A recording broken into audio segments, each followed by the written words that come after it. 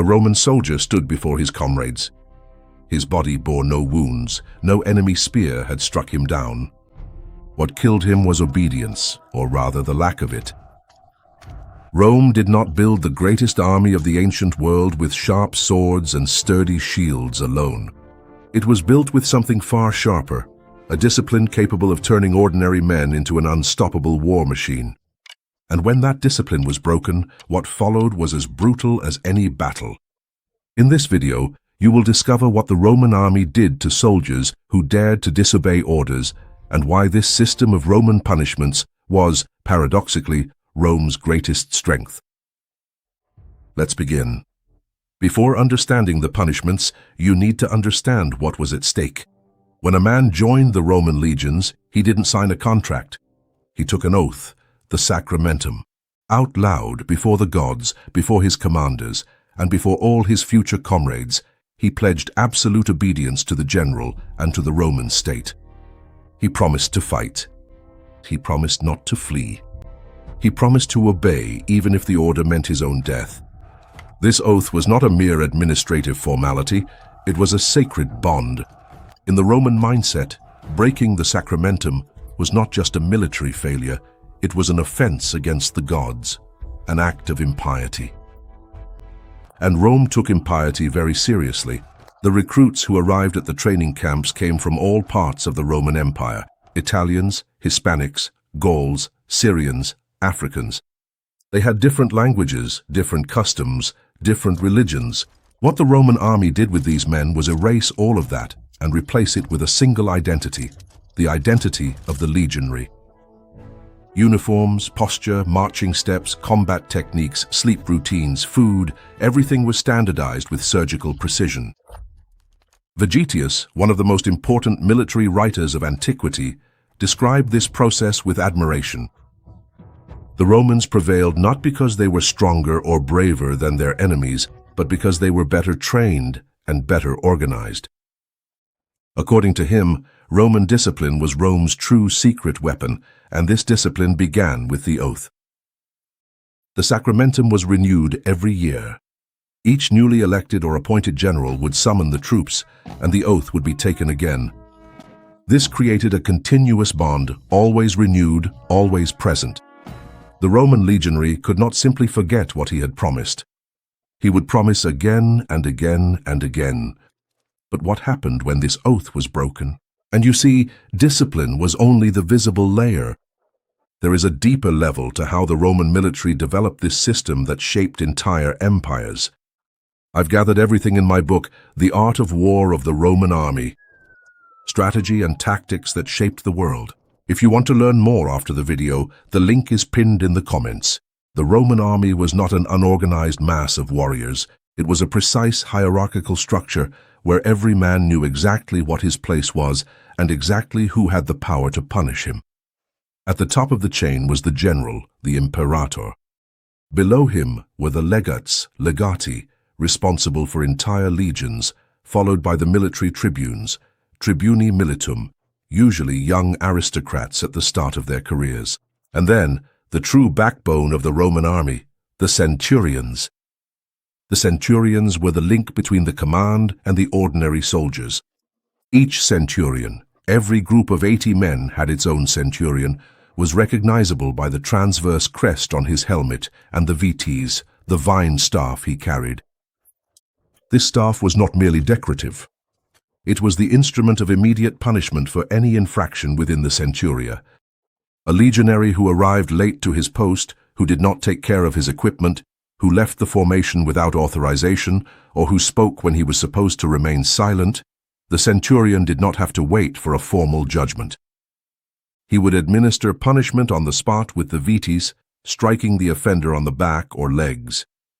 Tacitus, the Roman historian, reported the case of a centurion who was famous among the troops, nicknamed Cedo Alterum. He was called "Give me another," because he had the habit of breaking his staff from striking the soldiers so much and would immediately ask for a replacement to continue. The soldiers both hated and respected him, but there were offenses that went beyond what a staff could resolve.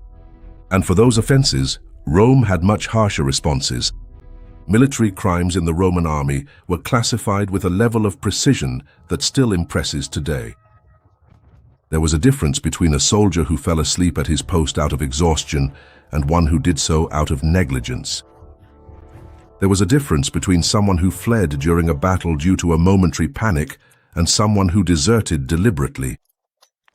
There was a difference between someone who disobeyed an order because he had not clearly understood it and someone who consciously refused it. Each type of disobedience in the Roman army had its corresponding punishment, and the system was written, codified, and enforced with brutal consistency throughout the centuries of Rome's history. This is what set the Roman legions apart from virtually all other armies of antiquity. The punishment was not arbitrary, it was systematic, it was predictable, and for that reason all the more terrifying. Not every act of disobedience ended in death. Rome was pragmatic. Destroying a trained soldier cost time and money. Whenever possible, the system preferred to correct.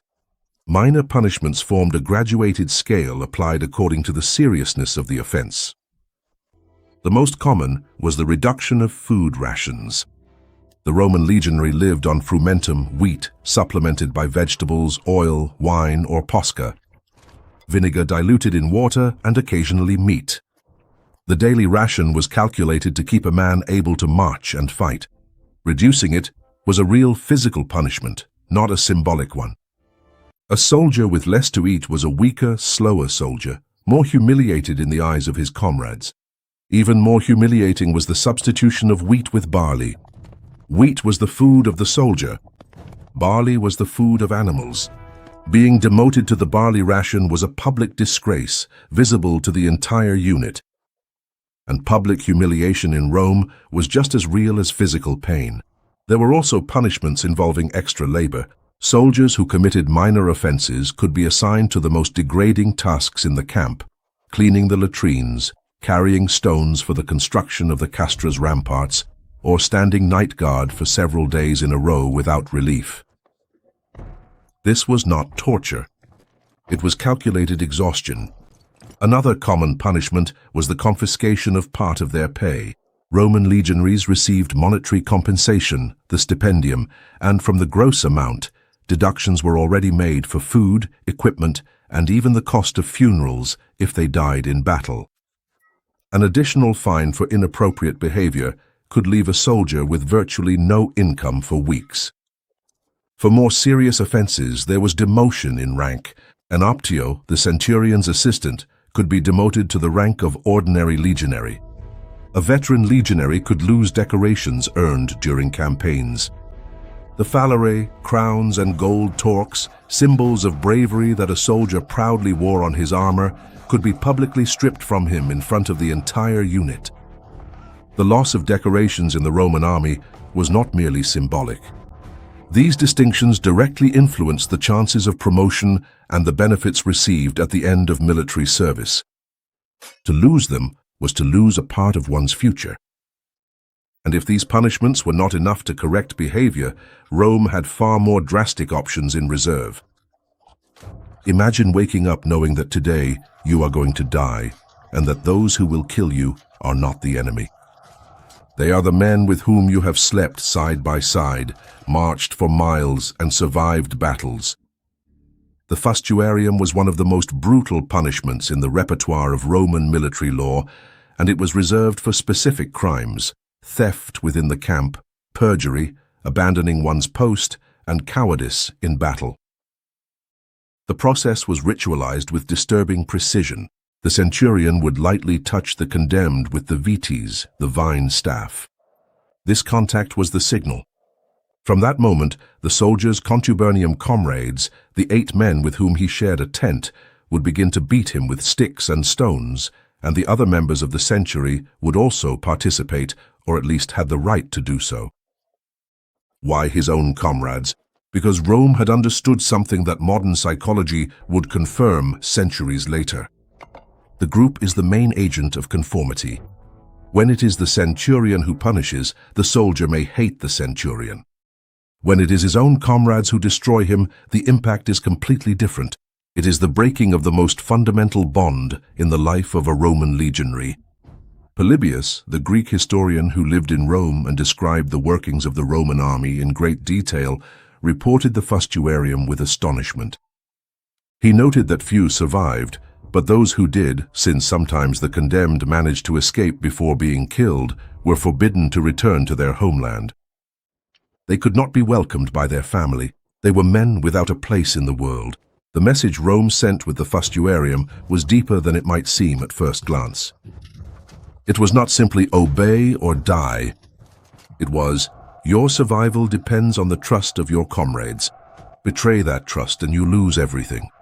Not just your life, but the right to exist within the community. For the Roman legionary, the unit was not just a work group. It was a substitute family, identity, belonging. The fustuarium destroyed all of that in one blow.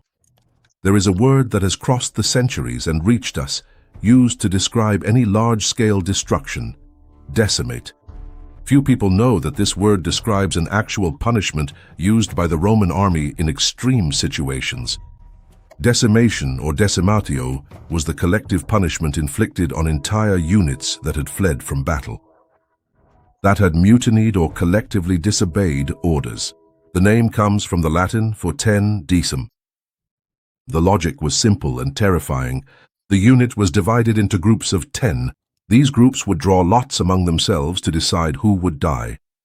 The one chosen by lot, whether or not he had personally taken part in the collective crime, was executed by the other 9. This is the crucial element. The drawing of lots did not distinguish between the guilty and the innocent. An exemplary soldier, who had fought bravely in all previous campaigns, could be executed by comrades he himself had saved in battle simply because the lot had fallen on him. Julius Caesar threatened to use decimation several times during his campaigns. Suetonius reports that Caesar ended up applying modified versions of the punishment to legions that were considering mutiny. Marcus Licinius Crassus, the same man who had financed the first political alliance with Caesar and Pompey, applied decimation after his troops were defeated by Spartacus in 71 BC. B.C. This act, according to sources, immediately restored discipline among the surviving legions. Why did decimation work so well as a psychological tool?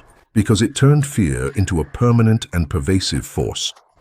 A soldier who does something wrong fears personal punishment. But a soldier who knows that collective mistakes can kill anyone, even the innocent, starts to actively monitor the behavior of his comrades. He pressures the weaker ones. He denounces the cowards before the group is punished for the actions of a single person. Rome used decimation sparingly, precisely because its power lay in the threat, not in its execution. A unit that had undergone decimation was marked forever. It received barley rations instead of wheat. It slept outside the main camp without the protection of the ramparts. It was treated with contempt by the other soldiers. This lasting humiliation was, in many ways, worse than death. Since we're talking about this system of collective control, if this mechanism of discipline and punishment fascinates you, in my book, The Art of War of the Roman Army, Strategy and Tactics That Shaped the World, I explain in detail how this control structure was decisive during campaigns like Avaricum, Pharsalus, and the war against Spartacus himself, including how generals used fear as a tactical tool even before the battle began. These are the kinds of details that can't fit into a video. The link is pinned in the comments. If the fustuarium and decimation were brutal, there were crimes that went beyond them, crimes for which Rome had no graduated response. There was only one: death. Desertion was one of those crimes. Deserters were not just punished, they were hunted down.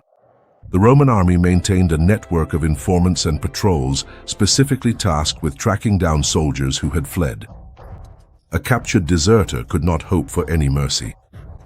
Execution was almost certain, usually by decapitation or by crucifixion if the case was particularly serious, or if a public example needed to be made. But there was something even worse than desertion: proditio, betrayal. revealing military secrets to the enemy, guiding enemy troops inside Roman positions, sabotaging the water or food supply of one's own camp. These crimes were punished with a specific cruelty reserved for cases of betrayal. The condemned was thrown from the top of the Tarpeian Rock in Rome, a cliff on the Capitoline Hill from which criminals guilty of high treason were cast into the void. There was also the poena do capitis, the generic capital punishment, applied in different ways depending on the crime and the person condemned. Soldiers of low rank could be beheaded or flogged to death. Officers could receive a slightly different treatment in terms of method, but the outcome was the same. What made these executions particularly effective as a tool of control was their public and ritualized nature. They did not take place in secret at dawn, far from prying eyes. They were held in front of the entire unit, lined up and standing at attention. The soldiers were forced to attend. The centurions watched the men's faces to see if anyone showed excessive sympathy toward the condemned, which in itself could arouse suspicion. Rome understood that public punishment served two simultaneous functions. It eliminated the offender and reinforced the message for everyone else. Each execution was a training, a living reminder, or rather, a dead reminder, of the price of disobedience. We now come to the point that most books and documentaries about ancient Rome completely ignore. The entire account you've heard so far about Roman punishments suggests one image: soldiers dominated by terror, obeying out of pure fear, marching toward death because they feared their own centurion more than the enemy, a uniformed army of slaves. But there was one detail that changed everything. Roman soldiers who went through the Roman disciplinary system, including those who witnessed brutal punishments, those who survived the fustuarium, those who saw their comrades executed, relatively rarely deserted en masse. And when they did mutiny, it was for very specific reasons: delayed pay, unkept promises by the generals, or unbearable marching conditions without a clear objective. What modern historians have understood by analyzing the sources, Polybius, Tacitus, Vegetius, Caesar in his own war memoirs, is that the Roman system of punishments did not work despite its brutality. It worked because it was just in the Roman sense of the word, predictable, proportional, and applied without class favoritism. A centurion could be punished in the same way as an ordinary soldier if he committed the same crime. A tribune from a noble family who abandoned his post during a critical battle faced real consequences, not necessarily the same as those of a common legionary, since Rome was never a perfect meritocracy, but serious consequences that could destroy an entire political career.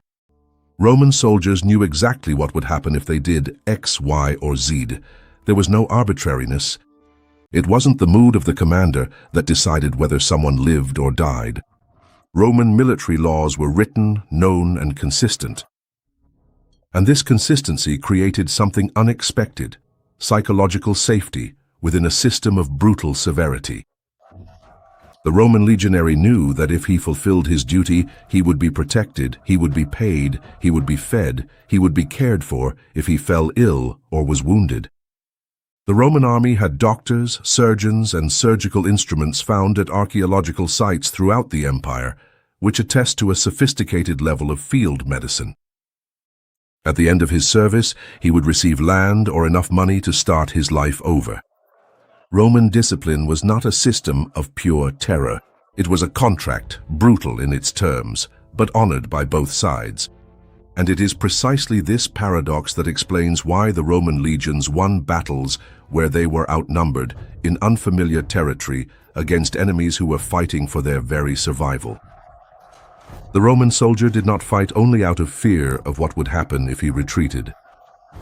He fought with the certainty that the man beside him would not retreat either, because the man beside him had just as much to lose from cowardice as he did. Those who have made it this far are the ones who truly love the history of Rome. And it is exactly for this kind of people that I wrote The Art of War of the Roman Army, strategy and tactics that shaped the world. This is not a superficial book. It's for those who truly want to understand how this empire dominated the world for nearly 1,000 years, including the psychological mechanisms behind the discipline that you discover here. Find it through the pinned link. I'm certain you're going to love it. Not every punishment was immediate. For more serious crimes, or when there was a dispute over the facts, the Roman army had a formal judicial system that operated in a surprisingly structured way for its time. The concilium was the Roman military court. It was convened by the legion's commander and made up of high-ranking officers, legates, tribunes, senior centurions. The accused had the right to defend themselves. Witnesses could be called. Evidence could be presented. It was not just a formal protocol. There are cases in the sources where soldiers were acquitted after trial or where the punishment was reduced thanks to the presentation of mitigating circumstances. A soldier who had abandoned his post but could prove that he did so to seek medical help for a wounded comrade could be treated differently from someone who fled out of sheer cowardice. The concilium also judged centurions and the officers themselves. Tacitus reports cases of centurions who were demoted or punished for excessive brutality. Yes, there was a recognized limit to what was considered legitimate punishment, even in a system as harsh as that of the Roman army. A centurion who killed a soldier for a minor offense without a formal trial risked being prosecuted himself. This system of checks and balances within the military structure is another element that set the functioning of the Roman army apart from many other armies of antiquity. It was not a dictatorship of individual whims. It was a military bureaucracy equipped with rules, procedures, and review bodies. There was also the figure of the advocatus, the defender, a sort of military lawyer who could represent the accused soldier before the concilium. This was particularly important for soldiers who did not speak Latin fluently. The many auxiliaries recruited from the provinces of the Roman Empire who joined the forces without being Roman citizens. For these auxiliaries, the punishment system was both a protection and a threat. Protection because the same rules that punished them also protected them from abuses by officers. Threat because any mistake was amplified. They were considered foreigners, and any weakness could be interpreted as a lack of commitment to Rome. Formal judgment also existed for crimes that affected not only the unit, but the entire Roman state. Political treason, correspondence with the enemy, attempted assassination of senior officers. In these cases, the procedure could be brought before the general himself, or in extreme cases during the imperial period, even before the emperor in person. Theory is one thing, but what happened when discipline was truly put to the test in extreme situations with armies on the verge of collapse? History has recorded a few cases that reveal how the Roman system of punishments worked in practice, with all its successes and contradictions. In 88 BC, during the wars against Mithridates VI of Pontus, General Sulla found himself facing a mutiny of dangerous proportions.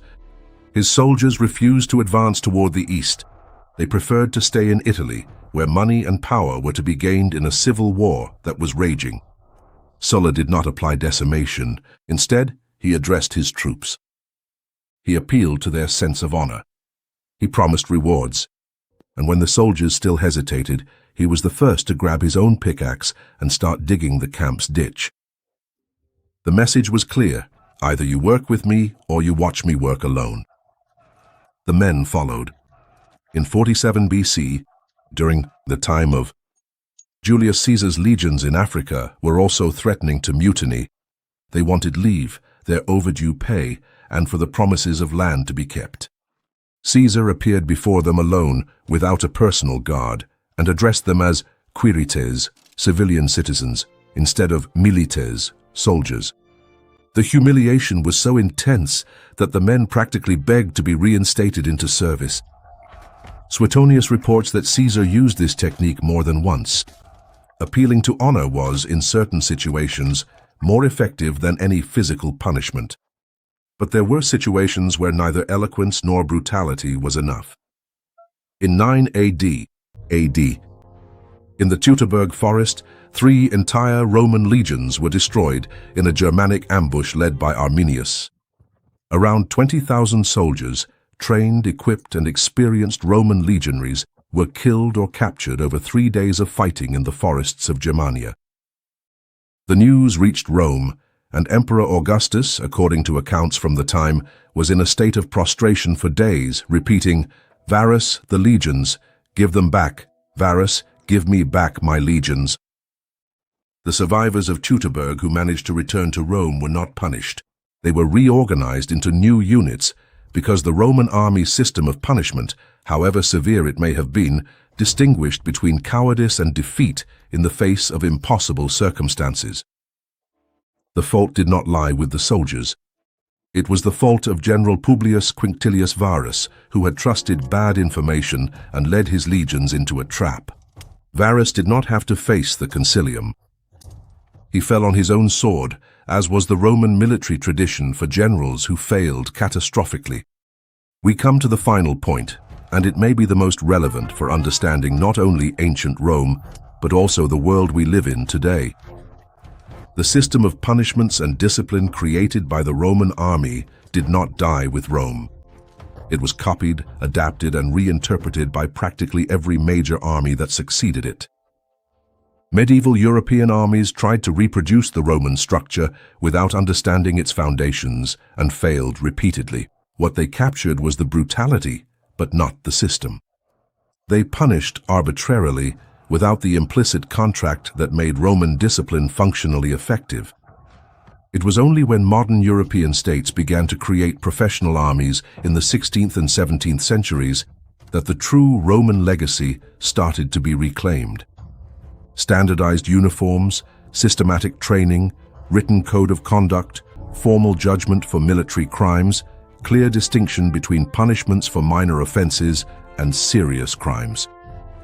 The military justice code that exists today in most countries around the world, including those that were never part of the Roman Empire, descends directly in structure and logic from the Roman military laws codified more than 2,000 years ago. The fustuarium has disappeared. Decimation has disappeared. But the central idea has endured. A disciplined army is not an army of men who obey out of blind fear.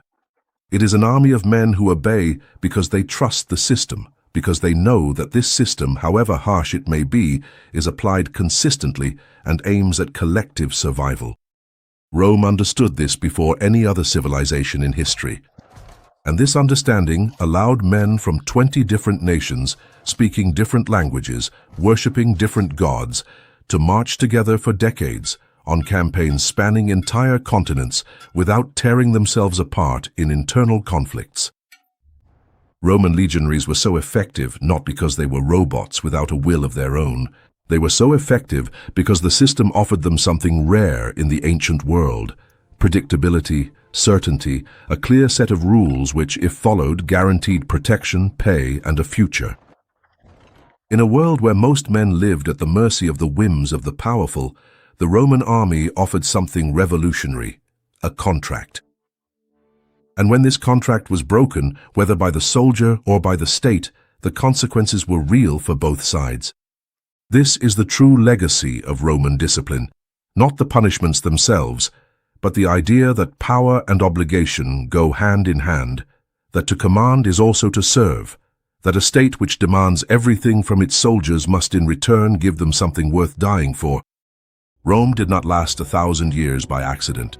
It endured because it built a system that transformed ordinary men into something extraordinary, and because most of the time it honored the contract it had made with them. If you've made it this far, you already know that Rome was not just about greatness, conquest, and marble statues.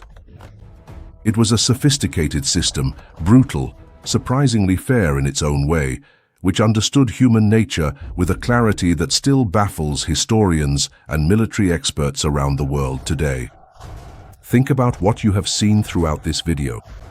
A young man who arrived at the training camps of the Roman legions without knowing how to fight, without knowing how to march in step, without knowing how to build a camp. An ordinary man, perhaps the son of a farmer from inland Spain or a craftsman from the banks of the Rhine. Within a few months, this man knew how to build a fortress in the open field, treat battle wounds, and operate in formation with 80 other men as if they were a single organism. And he knew with absolute clarity what would happen if he broke the rules. Roman discipline was not the opposite of humanity. It was a very specific way of managing it. And here is the detail that is perhaps the most troubling of all. This system worked for centuries in different climates, on different terrains, against radically different enemies. The Roman legions marched from the deserts of Syria to the mists of Britain, from the sands of Egypt to the forests of Germania. And everywhere they carried with them the same rules, the same rituals, the same punishments. The fustuarium existed on the banks of the Euphrates and on those of the Danube.